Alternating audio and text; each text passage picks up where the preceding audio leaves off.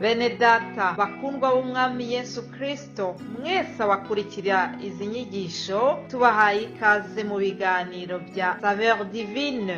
Ibi biganiro mu bitegurirwa n'abavugabutumwa bwiza batandukanye, akaba ari umuhamagaro ugendera ku ijambo ry'Imana byanditse mu gitabo cy'ubutumwa bwiza uko bwanditswe na Matayo ibice 24 umurongo wa 14. Kandi ubutumwa bwiza bw'ubwami buzigishwa mu isi yose ngo bube ubuhamya bwo guhamiriza amahanga yose, nibwo imperuka izahera ko ize. Ibi biganiro mubikurikira ku channel ya YouTube yitwa Saveur Divine. Tubifurije kugubwa neza. Imana Data ari nayo So ibaha umugisha.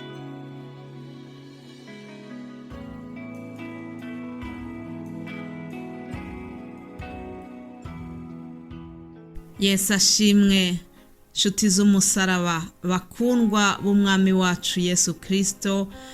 Mwese abakurikira ibi biganiro bya Saveur Divine mu rurimi rw'ikinyarwanda, ndabaramukije. Amahoro ya Kristo nabane namwe aho muri hose, mwebwe n'ababakomokaho bose, mwebwe n'inshuti zanyu za bugufi cyangwa izakure, ndabaramukije n'umunezero mwinshi. Ndashima Imana yuko yandinze, ikomeze kundinda hamwe n'umuryango wanjye. Ndashimira Imana yuko ikomeje kuduhaza uburame. Uyu munsi twongereyeho, buri munsi iduhaye kuba duhumeka umwuka w'abazima, ni ikimenyetso yuko turamye. Aleluya.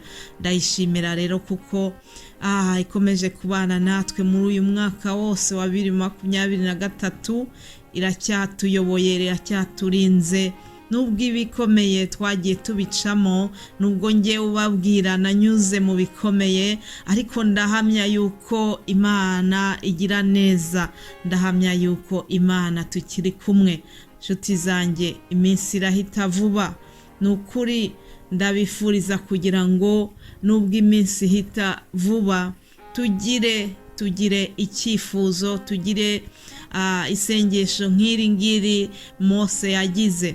Ndashaka tuvuge kuri iri sengesho ritoya tubona muri Zaburi ya 90:12 n'amagambo Mose yavuze ari gusenga Imana. Aravuga ngo utwigishe kubara iminsi yacu uburyo butuma dutunga imitima y'ubwenge.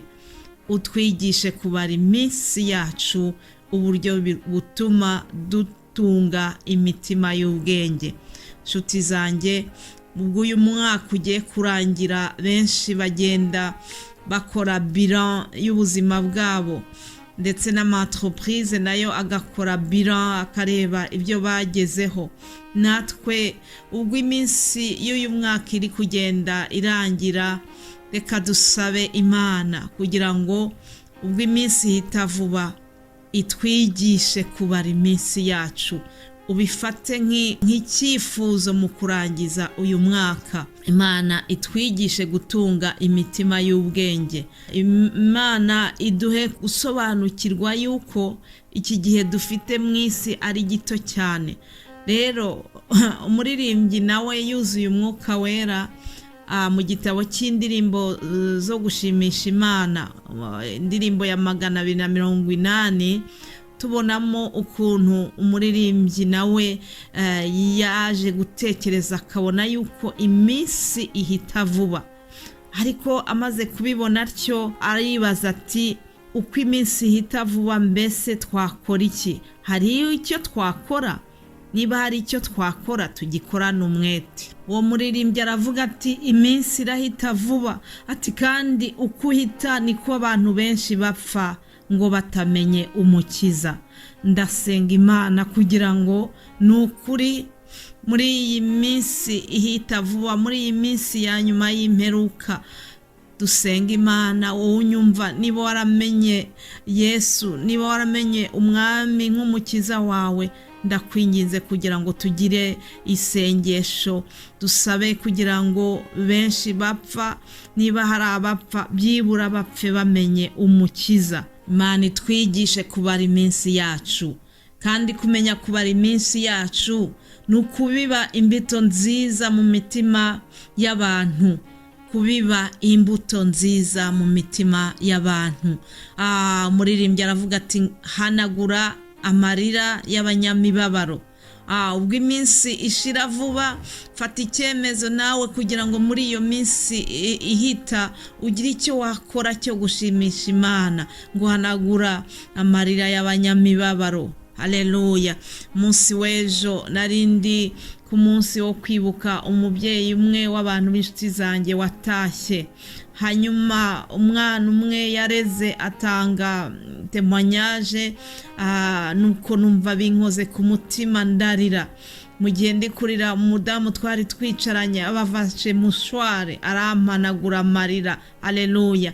Nawe ndakwifuriza kugira ngo ugire uwo wahanagura amarira. Haleluya. Ndacyavuga kuri aya magambo y'iyi ndirimbo, hanagura amarira y'abanyamibabaro, ngo rengera abapfakazi.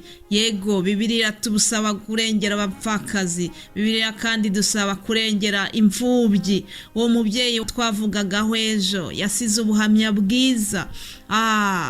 Bavuga ukuntu yitaye ku mfubyi, bavuga ukuntu mu minsi ye ya nyuma uwamusuraga wese yahitaga amubwira ngo mugire urukundo. Niwo murage ukomeye yasize abantu be n'abamugezeho mu minsi ye ya nyuma, abahatiriza kugira ngo bagire urukundo. Niryo somo yabasigiye. Nanone kandi ngo yarafite umunezero mwinshi kurinda ava mu mubiri. Nguko kubara iminsi mu buryo bufite ubwenge. Utwigishe kubara iminsi yacu uburyo butuma dutunga imitima y'ubwenge. Niki kizadushoboza kugera kuri ibyo byose? Ni umwuka wera n'urukundo rw'Imana. Haleluya. Umwuka wera n'urukundo rw'Imana nibyo bizadushoboza, ngo kandi tubishake by'ukuri, tuyisengana umwete, dukora iby'imbabazi. Imana idufashe. Ndabifuriza kandi nanjye nibyo nifuza, kugira ngo muri iyi minsi turusheho kubara iminsi yacu, iminsi y'ubuzima dusigaje, iminsi ituma dutunga imitima y'ubwenge. Icyo cyari icyifuzo, iyo yari indamutso yo gutangira iki cyumweru cyacu.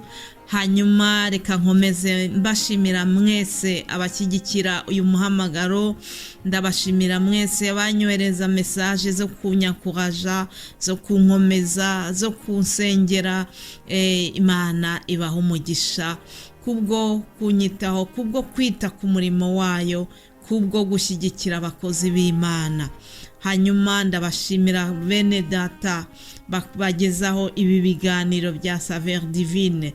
Ngewe muzi yuko nahamagariwe cyane gutanga ubutumwa bwiza mu rurimi rw'Igifaransa. Hanyuma bene data bandi nabo bafite inzara n'inyota yo kuzana abenshi kuri Yesu Kristo, tukaba dukora uyu murimo twese hamwe dufatanye mu nda, kuko twasobanukiwe yuko dutahiriza umugozi umwe. Imana ishimwe. Ndayishimira kandi yuko nukuri buri wese abikora anezerewe, azi yuko atari gukorera ubwe, ahubwo ari gukorera ubwami bw'ijuru. Imana ishimwe. Hanyuma mbere yo kurangiza ubu butumwa, ndagira ngo mbahe ijambo tuzaganiraho mu cyumweru kiri imbere tutangiye. Nkuko nabibamenyereje, muzi yuko buri wa mbere mbaha umutwe w'ijambo cyangwa se teme tuzaganiraho muri iki cyumweru cyose turimo. Tuzaganira ku ijambo ryitwa kwihangana, haba mu rurimi rw'Igifaransa cyangwa se mu zindi ndimi. Twese tuzaba turi kubaganiriza ku ijambo ryo kwihangana. Reka turebe ijambo ritoya muri Yakobo 5:7.